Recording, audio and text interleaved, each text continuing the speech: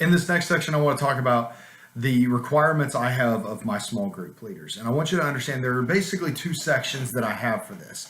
I have the requirements that I would not have asked you to be a small group leader if you didn't already fulfill. And then I have the requirements of once you are a small group leader, I need you to be active in keeping up with these. All of these should be kept up with. But there are certain requirements that I am unwilling to break. I will never ask somebody to be a volunteer if I feel that they cannot fulfill these requirements or they do not already fulfill these requirements. And number one is they have to be followers of Jesus Christ. That's plain and simple. I don't feel like I should have to explain that, but some people get confused. If Christ is not who you're following, then you're in the wrong business for being a small group leader. See, we believe in our ministry, we believe in this church, we believe as disciples that Christ is the way. We believe John 14:6, when he says, I am the way, the truth, the life. That means that we are supposed to be following that way, that truth, and that life. And if that's not the case for you, I would not have asked you to be a disciple. But I see that in your lives already. I see that in the way that you guys follow already. The second thing I need from you guys, and you will hear me say this a lot, my volunteers hear this a lot, I need you guys to be beyond reproach, which basically means to be in a situation that no one would ever think of accusing you falsely. No one could ever think of you as possibly being in a bad situation because you take preventative measure to be outside that. Basically, I'm asking you guys to make efforts to be blameless. And actually, I get all of these big ones out of the Paul's letters to Timothy and Titus. And I wanted to read to you real quick what Paul says to Timothy when he's talking about bringing people in for leadership in the church. This comes out of Titus 1. In verse 7, it says, since an overseer is entrusted with God's work, he must be blameless, not overbearing, not quick-tempered, not given into drunkenness, not violent, not pursuing dishonest gain.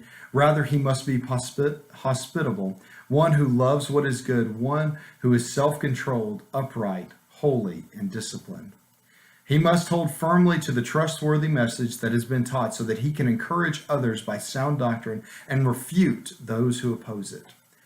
That's Titus 1, 7 through 9. We are called to be models of Christ, and we cannot do that effectively if people have to question our motives. And so I ask you guys to make sure you're putting yourself in good situations, both in our ministry and outside of our ministry.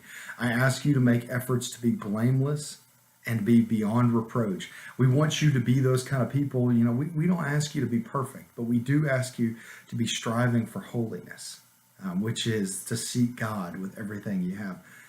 We want you to be those kind of people that when you were talked about in the community, when you're talked about in the leaders of their church, everybody just kind of goes, yeah, that's a great choice to have them in there. If we have people that, they look at it and say, man, I don't know about that.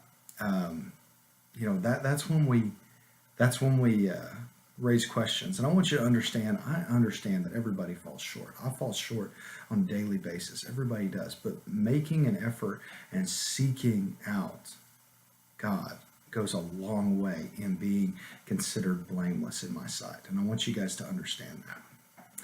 The next thing I have kind of goes along with that. I ask you guys to be good role models for our students. I'm putting you in a situation with several students who look up to you. Several of these students come from good homes. Some of them don't come from good homes, but regardless, they are coming in looking at you as a leader. They are coming in looking at you as what a Christian man or Christian woman is supposed to grow up to be. And that's a lot of pressure. And I want you to understand it is okay to mess up. But I am asking you guys to be role models. And I am entrusting you with youth and children who have the ability to have their minds shaped and have their faith shaped by you. And it's a big responsibility. I would not ask you guys to be in this situation if I didn't feel like you were already serving as good, positive role models or didn't have the ability to serve as good, positive role models for our students. The next thing I have as my non-negotiable traits is you have to be committed to the mission of the church. I believe very strongly in the work of the church as the bride of Christ. I believe that the church is God's hands on earth reaching out, and we are privileged and blessed to be a part of that.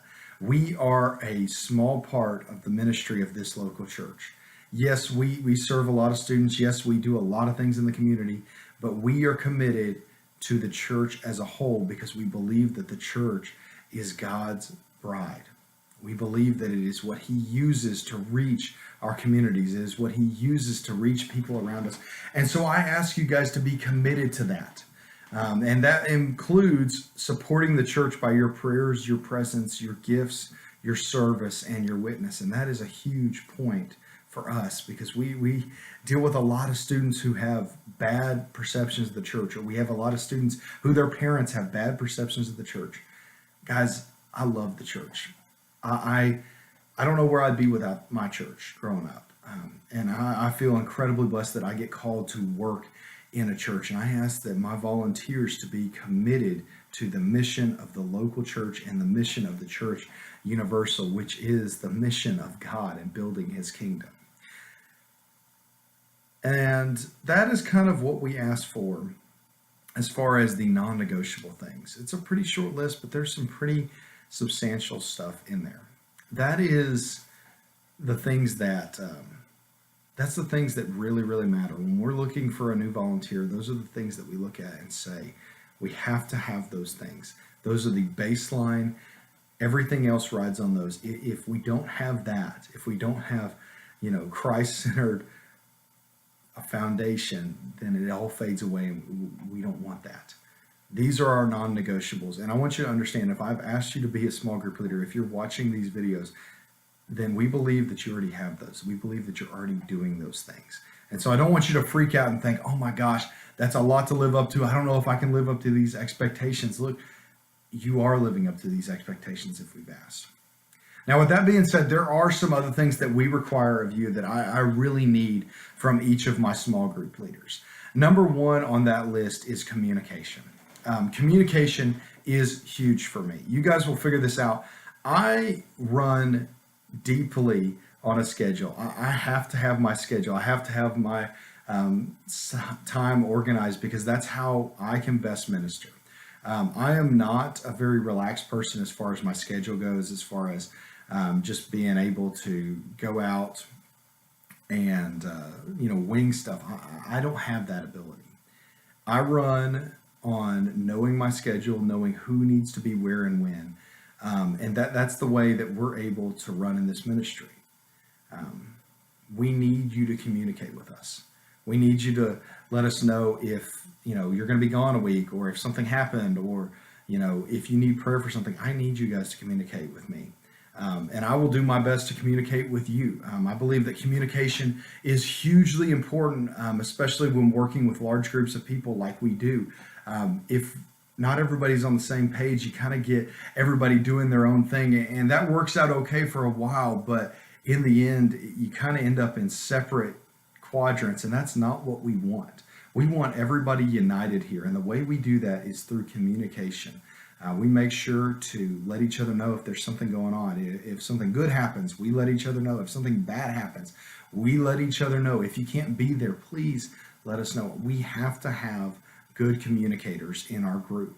And that kind of goes along with just about everything we do. I mean, I need you guys to communicate. If I can't trust you to communicate, then I can't trust you, and I can't put you in a room with students.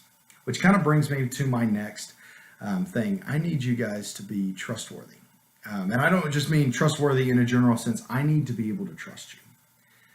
And again, I would not have asked you to be leaders if I didn't think that I could trust you. But you guys need to understand that when I put you in a room, I'm trusting you with the people that God has entrusted me with when he put me here. When God calls me to a church to be a leader, he says, these are your people, and you get to minister to these people. It's my responsibility as a steward of that ministry to bring in people who are trustworthy to me. If I can't trust you, I can't put you in a room, and I want you to understand that. I am a very trusting person until my trust is broken, and it takes a lot to repair a broken trust with me. I want you to know that from the beginning. If I felt that I couldn't trust you, I wouldn't ask you to be in here. But you need to understand, I'm a deeply trusting person until you give me a reason not to. I need you guys to be trustworthy. I need to be able to know that I can put you in a room and not have to worry about it. That's something I need. I can't function without that. I can't function without communication. The next thing, it seems kind of minor compared to those two things, but it is a major deal for me. I need you to be on time. I need you guys to show up at 5:45 every week. I need you guys to be able to commit that time unless you talk to me otherwise. And again, if something comes up, please let me know. We need to work with that. We've had several adults over the past couple of years. Hey, I can't be there for this month at the meeting. I've got such and such going. That's fine. Just let me know. But I need to know that I can trust you guys to be on time, because we are on a pretty tight schedule in our ministry. On Wednesday nights, we get an hour and a half start to finish, and that includes our 15-minute small group meeting. Okay, so time with the students is an hour and 15 minutes. And in that time, we do a lot of things. And if not everybody's on time, if the time schedule is off by just a little bit, it hinders what we're able to do. It lessens our time with students. So I need you guys to be paying attention to the schedule and everything like that. Because if we get off topic, if we get off track, then it inhibits what we're able to do as a ministry. And to me, I think, we are given a very limited time. The most effective way to use that is to be organized in that. And you'll see that reflected in the way that I send out stuff to you guys. I'm very conscious about, am I asking not just the right questions, but am I asking questions that we can deal with in this time basis? And if I feel like there are questions or things that come up that can't be dealt with, we break it up. We make sure we have adequate time to deal with them, because I want to give the most that we can. And part of that means realizing the time schedule that we have and utilizing it to the most effective level that we can. And then the last thing I have on here is to be present. I need you guys to be present. I get it. You guys have lives outside of this. I understand that this is you guys volunteering. This is you guys serving. And we're not your full-time job. I understand that fully. I was a volunteer before I was ever a youth director. I was a college student who volunteered about 20 hours a week to start off, and it grew from there, getting called into ministry. And that's kind of how I got started off. So I understand that this is not your life. This is not your job, as far as your 9 to 5, everything like that. But you need to understand, I need you guys to be present. When I'm asking you to be leaders for these students, they're going to want to build relationships with you. And if you aren't there, they can't build those relationships. They can't trust you. Our ministry runs very strongly on relationships. And if they can't build a relationship with you, then we're limited in what we can do as a ministry. We're limited in the ways that we can show Christ and teach about Christ. If our students don't know who you are, and the easiest way for them to know who you are is to spend time with you. We need you guys there. And I want you to know also, I understand that there are going to be weeks you have to miss. If you get sick, you got a sick kid, I get it. Stay home. Ideally, we want you guys to be here at least 3 of the 4 weeks that we meet a month. Now, that being said, I do structure in a week off, usually every month. And sometimes it doesn't line up that you guys can do that. Sometimes it's through a special event. If for some reason you can't make it line up with that week or something comes up, just let me know. We'll work something out. Mainly, we want to make sure that you have adequate time with your students and they have adequate time to get to know you, get to build a relationship with you. That way you can more effectively minister and reach these students and get to know them on a little bit deeper level. Because those kind of bonds are what really make a difference when it comes to spiritual formation in the lives of teenagers and really in the lives of anybody. You think about the people that have impacted you spiritually the most, more than likely it's people you've had a relationship with. And so we want that to be a big priority as far as what we ask of our small group leaders. So that's what we ask of our small group leaders. I know that's a pretty big list, but I want you, again, to understand, I would not ask you to be a small group leader if I didn't feel like you were already doing some of these things or didn't have the ability. If I felt like there were any red flags, you wouldn't be listening to this training video. The reason you're listening to this training video is so that we're upfront about what we expect and what we require.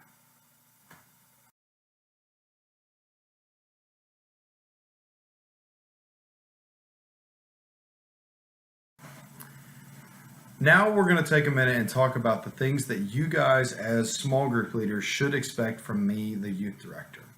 The number one thing I have on my very short and concise list, I tried to pack everything down so that this could be a fairly short training. The number one thing I have is you should expect me to pray for you and your family and care for you and your family. That doesn't necessarily mean that I'm going to be in your business all the time, but you guys should expect me and you guys should know that I'm going to pray for you. I'm going to ask how I can pray for you, how I can pray for your family. If there's anything I can do to help, that is something I take very seriously. And I will be doing that throughout the year. I want you to understand that. Another thing that you should expect from me is you should expect leadership. My position of being youth director means that I largely set the course for this ministry. Yes, there are other people that have a say in it. We ask you guys' opinion. We ask your students' opinion. We have other committees we report to, but I recognize that it is largely my responsibility to set the course for our ministry. You should rely on me to do that. You should expect me to set a course and to help everyone to see what that course is and help everyone to follow it. And that's something I take very seriously. The number two thing I have on my list, I guess, would be communication. And I've mentioned this about 700 times in this training. I know you're getting tired of me saying that word. Communication is big for us. You guys should expect weekly texts, emails letting you know what is going to happen this week, what is going to happen in the next few weeks, what is our series going on, everything that y'all are going to need for that Wednesday night, that sort of thing. But you should also expect communication on things happening with your students, both good and bad. If Johnny breaks his leg, I'm going to try my best to let you know in a reasonable amount of time. If Susie wins, the spelling bee, I'm going to try to let you know as fast as I can. That way you guys can celebrate with that. And kind of we need that going vice versa. If something's going on in their family, something good happens, let us know that kind of stuff, and I'll do my best to let you guys know that. You should also expect notice of community or church happenings that affect our ministry and the way that we deal with our students and our students themselves. I try really hard to keep my ear to the ground as far as things in the church, also things in the community that are going to affect our students and the way that we minister to them and teach them about Christ. You guys should expect to hear about that kind of stuff from me and kind of my perspective and the way that we're going to handle that sort of stuff. Volunteers should expect me as the youth leader to be organized. I take great pride in having my schedule out as early as I can and having my resources out to y'all as soon as I can, because I think that's essential for y'all's success. I think it's essential for the success of any ministry with a large number of people to kind of have a schedule, to have everything they need in place, all the T's crossed and the I's dotted. And so we try to do that. We try to get our fall schedule set before fall ever rolls around. So in the month of August is when I am finalizing the schedule that will go all the way through December. In the month of November, I start working on a schedule that will last us through January, through spring break, and then usually about February, I start working on the schedule for after spring break and the summer. I take great pride in getting my schedule out early and making it accurate, making it easy to follow. I also take great pride in making sure that everybody in this ministry is on the same page, and I really work hard to try to do that. So you guys should expect that. Now, there are weeks that I drop the ball. There are things that, stuff comes up at work. I can't get to it, but I really do try to get everything out way ahead of time. And then the biggest one, I think, for me that I kind of reinforce throughout the year as far as things you should expect on a weekly basis is you guys should expect me to set y'all up for success. And what I mean by that is when you guys walk into a room, I want the things that you have to worry about to be a very, very minor list. I want you guys to be able to focus as much time on our students that are in the room as you can. And so for me to ask you guys to do that, it's reasonable for you guys to expect me to handle getting the questions together, for me to handle the message, for me to handle getting materials and paperwork and any other sort of prep work or station setup. that should be done before you guys walk in. Now, maybe sometimes I ask you guys to help out with that sort of stuff, but my goal every week when I'm sending out texts, when I'm planning out how small groups are going to go, how discussion questions are going to go, how the challenge at the end of each message is going to go. My goal is to set you guys up as small group leaders for success, and to set you up with as much time to pour into your students as you can. So those are the things that you guys should expect from me. That is the short, condensed version of that. There are some other things I didn't get to. So if you have any questions, or if there's something that you really need from me on a weekly basis, please come talk to me. I am not opposed to changing something that I do so that it can better fit the way that you want to do ministry. I do want to kind of talk about that and have a discussion about that before we start just changing things. But I want you guys to be successful. I want you guys to have awesome small groups, to have awesome discussions, to have just great, life energizing weeks with our students. I think that's the things they remember about youth group. I'll be honest with y'all. I was a youth group kid all the way through high school. I do not remember a single message my youth director brought. I don't. I love my youth director, Chris. But the things I remember about youth group are the inside jokes and the laughs that we had with small groups. And that's all stuff that happens on y'all's watch. Yes, the message is important. Yes, it lays foundation. I'm sure there's things that I picked up that came from those messages, and I know there are. But the things that students are going to remember about being in youth group are y'all. They'll remember me. They'll remember, the time they spent with me, but they remember the relationships. And so my goal in everything I do is to set you guys up to be models of Christ for our students, but also to be able to build a relationship with them that will last them for a long time.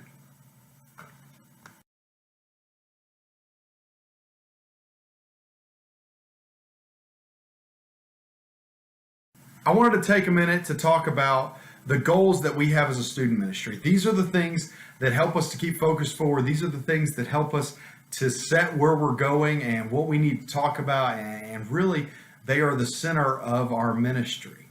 They are the things that we look at and say, if we're on track with these goals, then we're doing something right. Our number one goal, and as far as I'm concerned, this will never change. It's been the mission of the church since day one.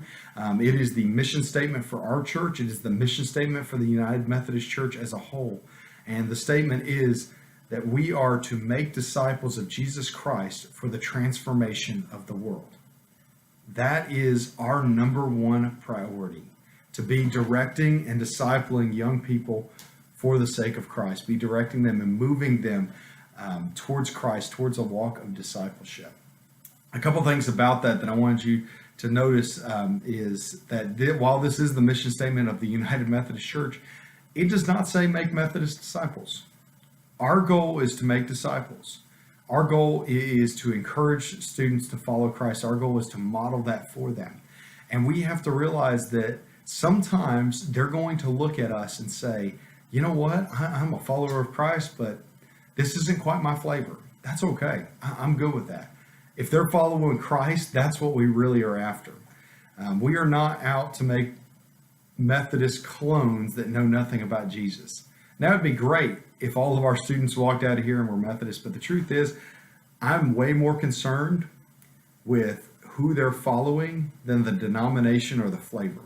Okay? I want you to understand that. We have a lot of students that come in to our ministry here from different denominations.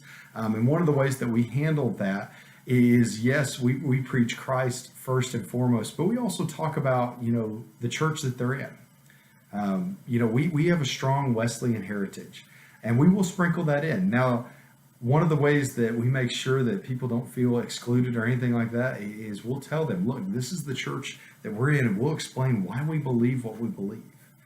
And that kind of takes us to our next point. We want our students to have a faith foundation that is their own. We want to help them lay a faith foundation that is truly their own. I have told our students this before, and I will say it again until I am out of youth ministry. If they have my faith by the time they get out here, then we did something wrong. If they have their small group leaders' faith or their parents' faith, then we have done something wrong and we have failed them. Our job as stewards of Christ ministry here is to be challenging these students, to be encouraging these students, to help them grow that they can make their faith their own. Lasting faith is faith that is built on a strong foundation, and it is a faith that knows why it believes what it believes. I believe it's incredibly important to not just know what we believe as a church, but why we believe it. And sometimes seeking that out gets a little messy. That's okay. Sometimes seeking that out requires people to get outside their comfort zone. We're good with it. Sometimes seeking that out means that students may turn away from a while. And I hate that, but we're okay with it.